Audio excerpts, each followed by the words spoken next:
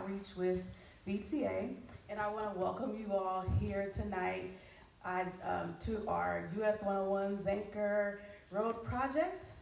And you could have chosen to be anywhere else on tonight, and it's raining and it's cold, so we do thank you all for coming out on this evening. We do have a council member here on tonight, David Cohen. He represents District 4. David Cohen, or Councilmember Cohen, if you would like to come up and have a couple of words. Well, good evening, everyone. I just want to say hello and thank you for coming out. I'm David Cohen. I represent District 4 on the San Jose City Council. We're actually not in District 4 right now, but we're close. This is sort of the corner of Districts 4, 3, and 6. I represent North San Jose and Berryessa, and this is a really important project for access to North San Jose, which is a really fast-growing part of the city, an area that I expect to be a center for development for years to come, with thousands of housing units and a lot of businesses. We know a lot of the tech companies are headquartered up there, so having this connection to downtown and this better entrance on and off of 101 is really important for the people who live and work in North San Jose. So thank you for coming and for your engagement, and we look forward to the conversation. Thank you. Let's give him a round of applause.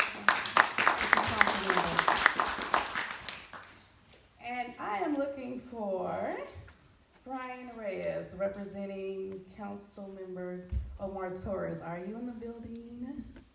You are. Would you like to have words? Okay.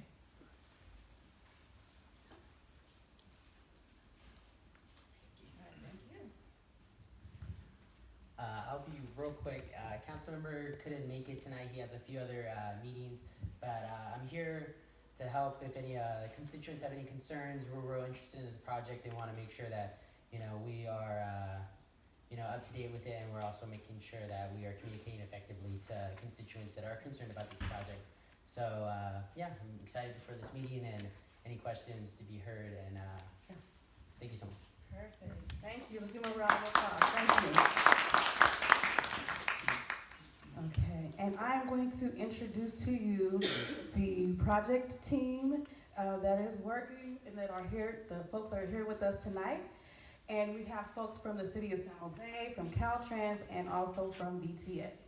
So from the City of San Jose, we have our council members that you just met and representative. We have Zahir Gozada, or I know I said that wrong, and I just asked how to say it. Okay. Neil Ong with the city, Fabian Hernandez, Kay Ruan, and John Risto. Thank you all, thank you all.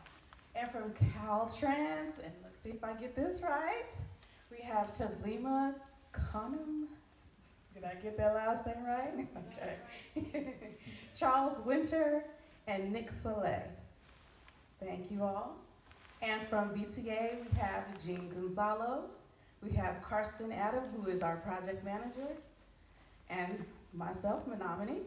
We have Alex Bode, Christina Jaworski, David Kobayashi, and Lauren Ledbetter. Thank you all. Let's give them a round of applause. Thank you guys. So tonight, the way that we're going to do this is that we will have a presentation, and that presentation is going to take about 30 minutes. And during the presentation, our staff is going to present, and we do ask that you let them go through the entire presentation. We will give space for you all to ask questions once we go over to the other part of our evening, which is an open house style. So I know that some of you were able to come in a little early and take a look at the exhibits that we have over here to my left.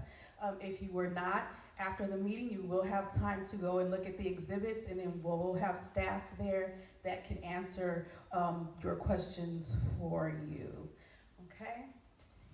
And then tonight we have, before I talk to you about our presenters, let me just do a little housekeeping. If you need to use the restroom, you can go right out this door, the exit in front of us, or in front of me behind you. Our security is standing there. And the restrooms for women and men are to your right. Men, you are right straight down the little walkway, and for the women, you're a little bit to the left. You can't miss it, and if you have any questions, again, our security is there, and he can answer them for you. And then one thing, this is the part that I don't really like, because if you guys can't tell, I'm kind of a cool person. I'm really neat and I'm really fun, but sometimes I have to be a little bit strict. I don't like that. But if there's any demeaning going on, don't put anybody down, don't talk out of turn, all that stuff, the evil things that I don't like to have to say anything about. I may have to escort someone out, but I don't want to do that tonight. So if we can all keep it friendly and keep it cute and keep it nice and keep it sweet, then I will too, okay?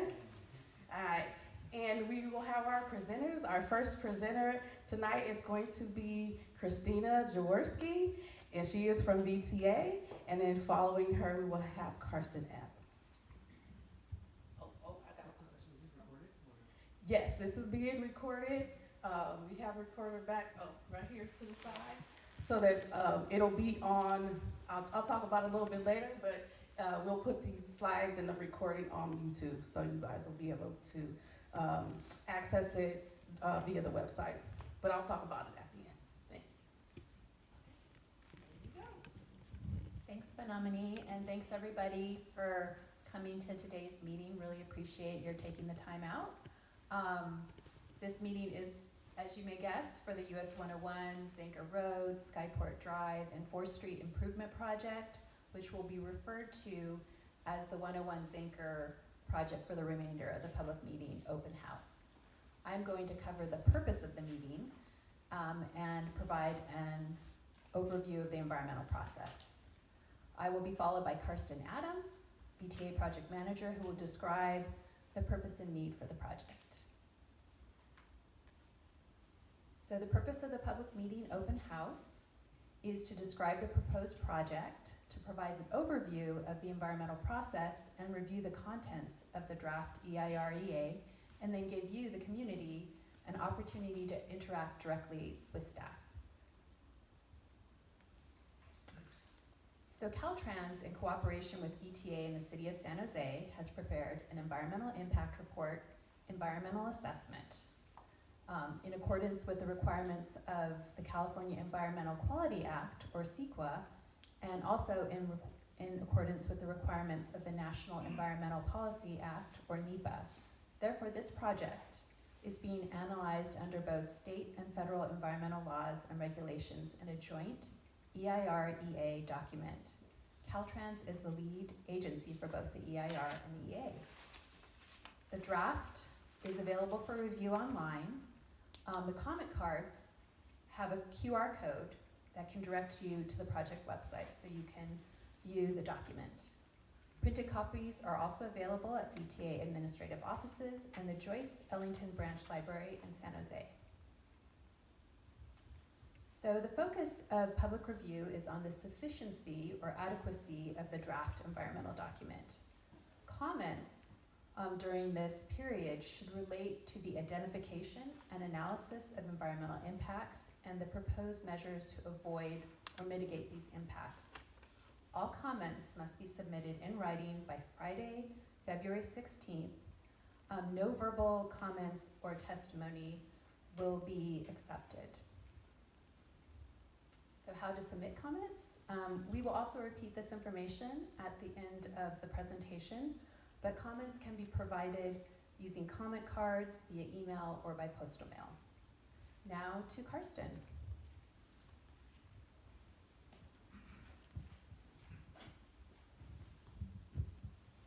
Thanks, Christina. So good evening. My name is Karsten Adam, VTA Project Manager for the 101 Zanker Road Improvement Project. Can everybody hear me all right? Okay, I'm not used to using the microphone, so bear with me here. Okay, so the project is located in the city of San Jose along US 101 with State Route 87 to the west and I-880 to the east. On the southern side of US 101, the project limits are at the intersection of 4th Street and Archer Road, which isn't labeled, but it's on the south side of the oval there. And on the north side of US 101, the project limits are at the intersection of Brokaw and Zanker Road. And just to the southwest of the project limits is the San Jose International Airport. Next slide. Okay. So there are a number of project deficiencies within the project limits, as shown on this slide, and I'll go through them. So the letters in blue represent traffic and connectivity issues, while the numbers in red represent design issues. So starting off the letter A, and I'll try to mark it here, on Skyport Drive there, that represents the connectivity from the airport to southbound US 101. Today it's somewhat indirect and circuitous. Vehicles have to drive up Skyport Drive, make a left on North First Street, hang a right on Technology Place, and then eventually they get to the on-ramp to southbound US 101. And letter B, that's for northbound US 101 at the Brokaw Avenue off-ramp. Today, during peak hours, traffic backs up on the ramp back onto the main line of US 101 that causes congestion. And the last letter C is for US 101 itself. It basically, 101 is basically a barrier for both vehicles, pedestrians and bicyclists. It doesn't allow north-south travel because there's a barrier there. So all the way on the east side, letter C, that's 10th Street, and on the west side is North First Street. Those are basically the only crossing points across US 101 in the project area, and they're spaced apart about 1.2 miles. Moving on to the numbers, number 1 represents, it's on US 101 northbound. The interchange ramps are spaced very closely together. They're non-standard configuration. So all the way down at the east end, the I-880 ramps. In the middle are the Old Bayshore hook-on and off ramps, and then at the west end is the Brokaw Avenue off ramp. Because they're spaced together so closely, it creates merging and weaving friction along US 101 that adds to congestion. Number 2 represents all the ramps in the project location. Most of them are non-standard, and none of them have HOV or carpool bypass lanes or ramp metering equipment. And especially the the Old Bayshore hook ramps, they're very small curves that are for low speed, and they impede traffic operations of that area. And the last number on here is number 3, is just the Brokaw Avenue off-ramp that I mentioned earlier. It's considered an isolated off-ramp because there's no immediately adjacent ramp next to it that allows you to get back onto 101. Next slide. Okay, so the 101 Zanker project basically has 4 main purposes as shown on the slide.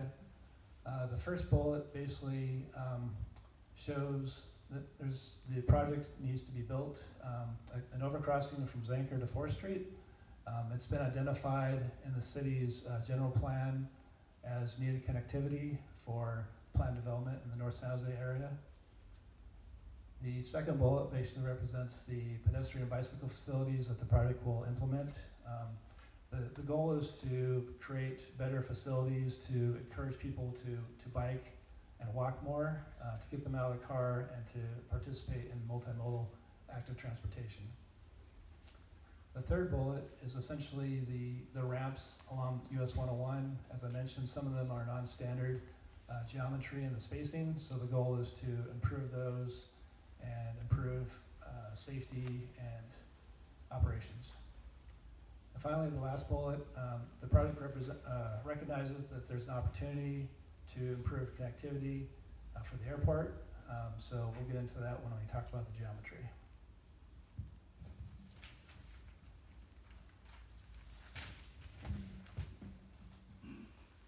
Okay, this slide gives an overview of the entire conceptual project layout.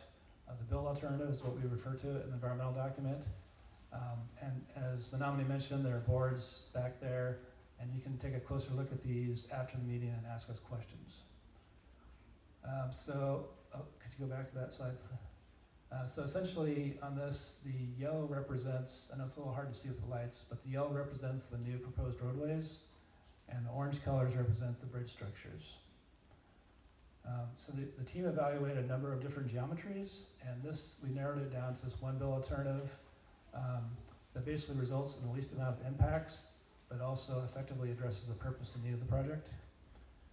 And then the next 3 slides, I'll basically walk you through the different components of the project. Okay, so focusing first on the north side of US 101. It's a little hard to see, but one of the main features are the new on and off ramp set from northbound US 101 to Bering Drive. So with these new ramps, they would essentially eliminate the existing ramps, the old Bayshore hook on and off ramps, the Brokaw off ramp, and the North First Street on ramp. So it would really clean things up along northbound US 101. It would improve weaving, merging operations, and the off ramp would also provide additional storage to reduce backup, so it wouldn't back up onto the main line of 101 and cause congestion. And the on-ramp would be implemented with HOV and carpool by preferential lane and ramp metering equipment to help manage flows onto the freeway. The other main component on the north side is the Bering Drive widening. So the project would widen Bering Drive from Brokaw Road to Zanker Road to accommodate the new ramp configuration. And the last bit on the north side is on Brokaw Road between Bering and Zanker. Would add additional left turn lanes to accommodate the improvements.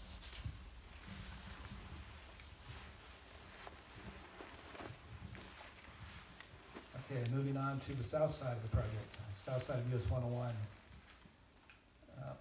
So one of the main components is Skyport Drive. Today, it doesn't extend. It basically ends here at the buildings. So the project would propose extending Skyport Drive from North First Street. It would wrap around and then connect to North 4th Street.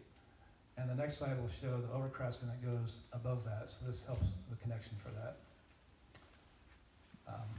So this would provide a much more direct route for people traveling from the airport to southbound 101. They could basically just travel up Skyport and then access the new southbound on-ramp. The other main component on the south side is Technology Place, which parallels US 101. This would be converted into a one-way roadway, so it would connect from North 1st Street to the new Skyport extension. And as I mentioned, the on-ramps would be improved here as well with ramp metering and HOV preferential lane. Okay, and the last slide basically shows the completed components of the project. So the main highlight here is the overcrossing that would connect Zanker Road on the north to North 4th Street on the south side. And with this new overcrossing structure, it would allow Old Bayshore Highway to rise up and connect to the bridge structure. And then also there would be a new on-ramp from this intersection that would connect to the Bering on-ramp and then onto northbound US 101. So these are the main geometric features of the project. And with that, we'll move on and do a quick overview of the pedestrian and bicycle facilities.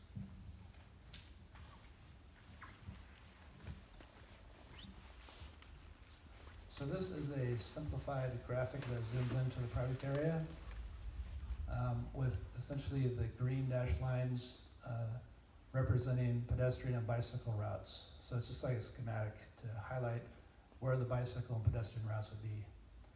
And this is shown on the board over there. You can take a closer look. And this is a typical section showing what the typical type of improvement would be. So most of these are going to be class 4 bikeways, which are raised up on the curve and adjacent to the sidewalk. And they would be separated from the vehicle travel lane, typically with a buffer. Sometimes the buffer could be landscaped. So this really provides a lower stress route for pedestrians and bicyclists to travel on. It separates them from vehicles. And the hope is to encourage more multimodal active transportation to get people a mode shift out of the car and traveling by foot or bicycle. Let's see. So the main routes for the connectivity for the bikes and peds are essentially 4th Street, Zanker overcrossing. That'll be a main corridor for these improvements. Skyport Drive to 4th Street. There'd be a Class 1 path along Technology Place going to Skyport Drive, and also on both sides of Old Bayshore Highway would have these new facilities. In addition to these bicycle and pedestrian corridors, the project would also provide a number of new signalized intersections with bicycle and pedestrian crossings. So the project would create a number of new crossing locations that don't exist today. So that basically wraps up the overview of the conceptual bill alternative, and with that, I'll turn it back over to Christina. Thanks, Karsten.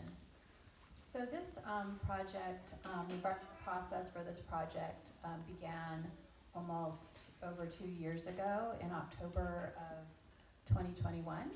We began with the publication of a notice of preparation, and a scoping meeting was held virtually at that time. We did receive comments from the community, primarily about impacts to Japantown and traffic.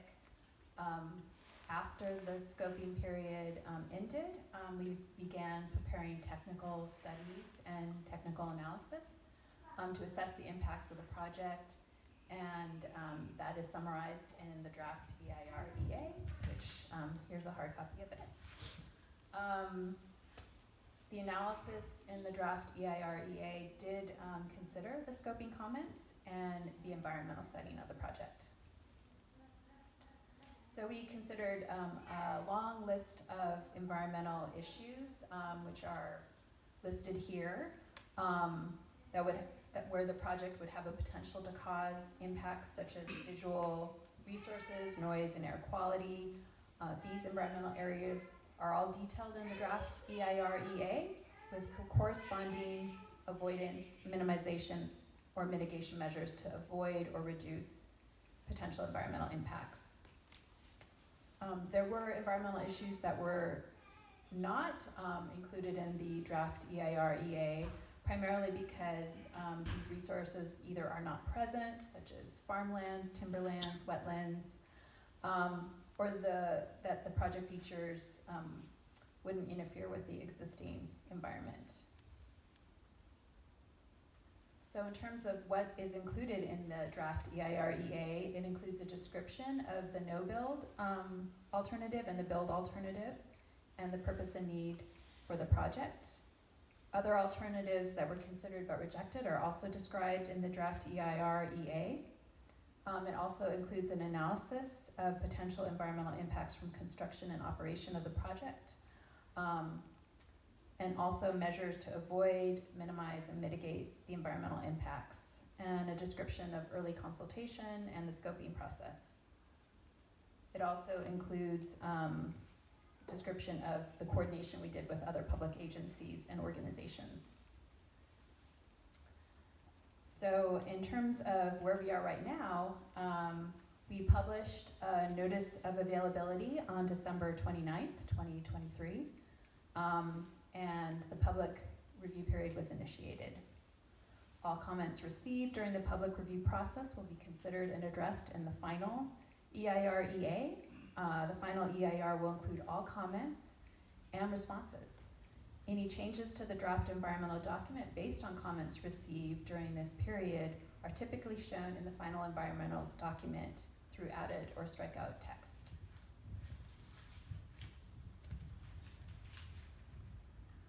Once all comments are addressed and edits are made to the environmental document, the final EIR-EA will be issued.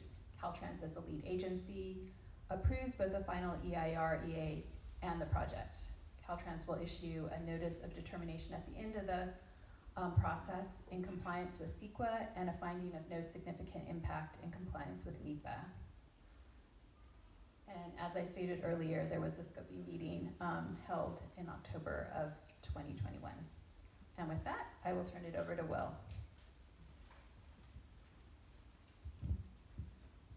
Good evening, everyone. My name is Will Burns. I'm a principal project manager with David J. Powers and Associates and the environmental lead for preparation of the draft environmental document for the project.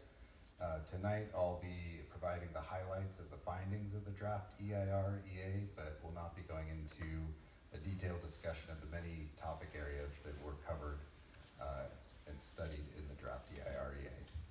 So starting with visual impacts, the visual impacts for the project were considered at a variety of locations, both on the north and south sides of US 101, approaching the Zanker Road overcrossing, and then also from the 101 corridor as representative viewpoints of the project.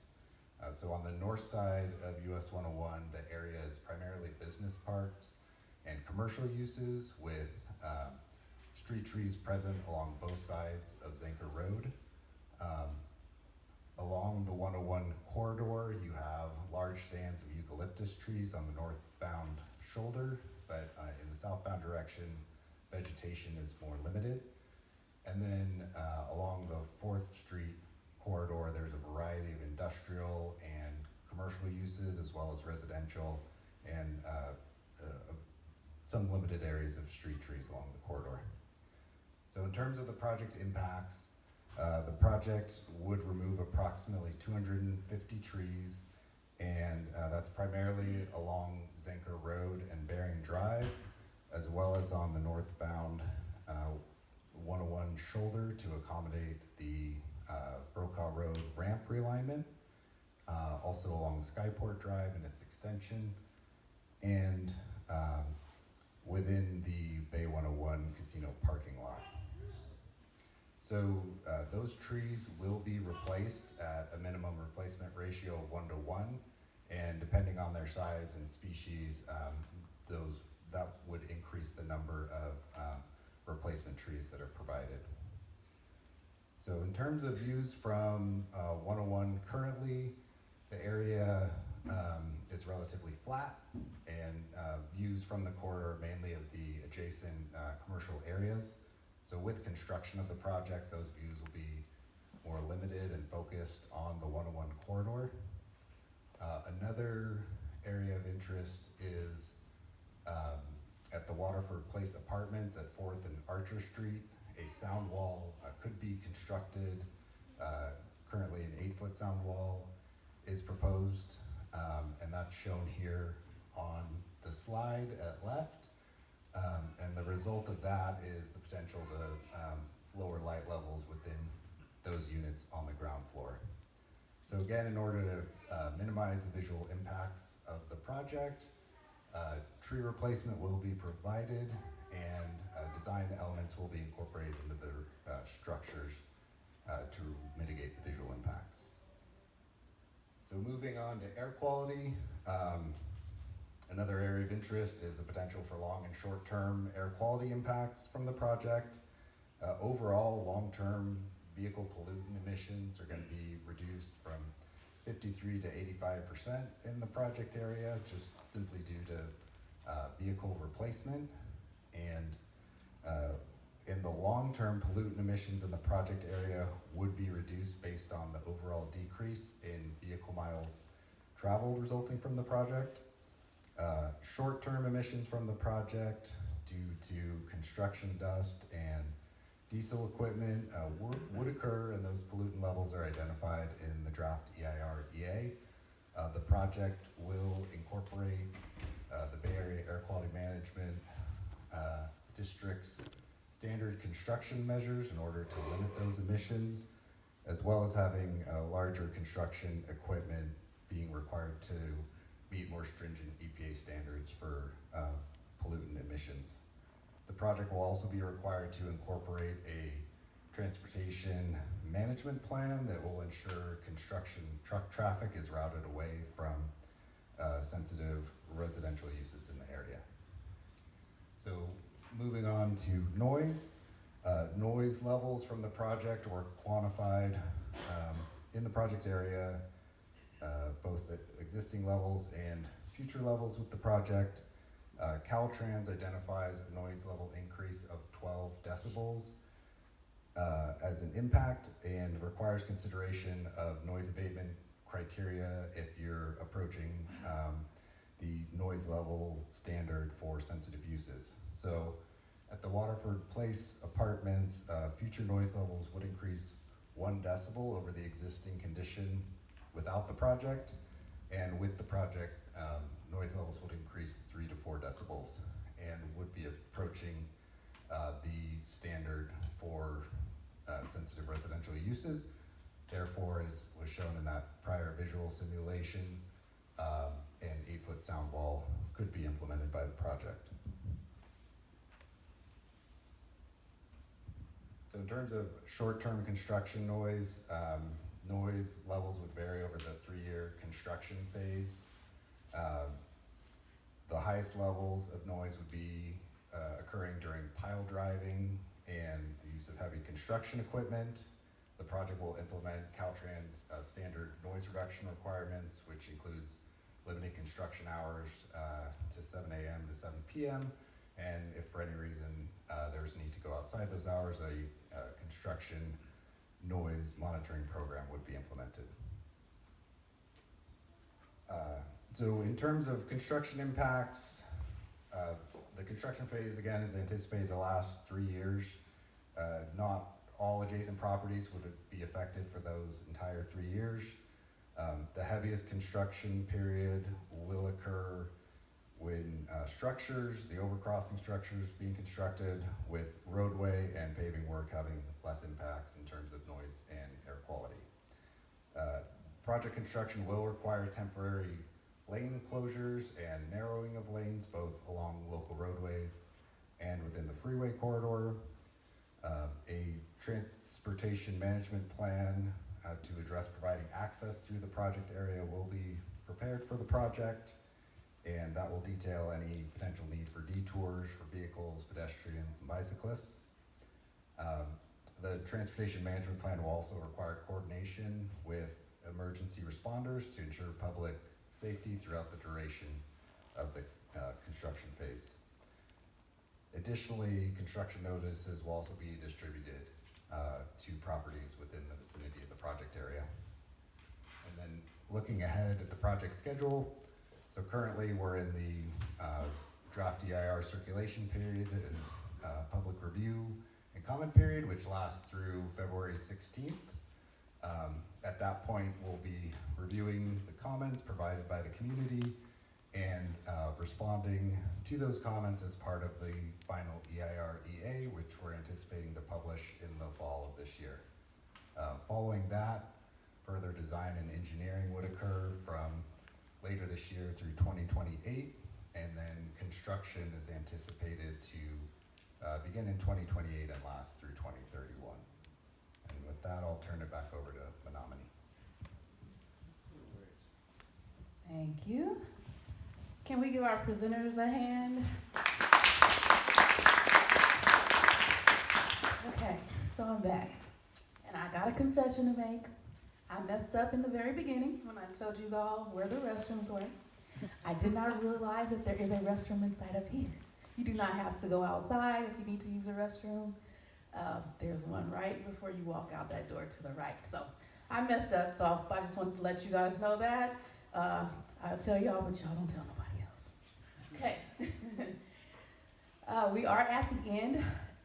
We are getting ready for our exhibits. My staff members who are in the building that will be at the exhibits that are able to answer questions, can I get you all to raise your hands, please? Okay, if you all want to turn around and look and see who has their hands raised. These are the folks that'll be over there to the left, or to your right. That'll be answering questions there for you at the exhibits. If you have any other questions about anything related to VTA, I'll be here. You can ask me. If you want to submit a comment card, if you go to that table over there, there's cards there. I should have gotten one so you can see what it looks like. But I'll be over there at the table. You can submit a card, put it in a little, oh yay, look. Okay. Thank you to my model. Thank you, Vanna White. We appreciate that. All right. You can leave them here with us. You can email us at 101zanker@vca.org. You can send us some mail. I don't know if anybody still does snail mail, but you can send mail to Caltrans District 4. The thing that you will need to remember is that the comments must be in by Friday, February 16th, 2024. And that is it for this portion of our event on this evening. Again, I do thank you for being here. I thank you for taking the time. Like I said earlier, you could have chosen to be anywhere else, but you chose to be with us on tonight. And we really, really, really do appreciate that. Again, if you have any questions about anything, feel free to come by the table. I'll be there. I'll also have my business card there. So if you have questions, or think you may have a question, you can grab a business card, and then you can just give me a call, shoot me an email. Okay. Thank you so much.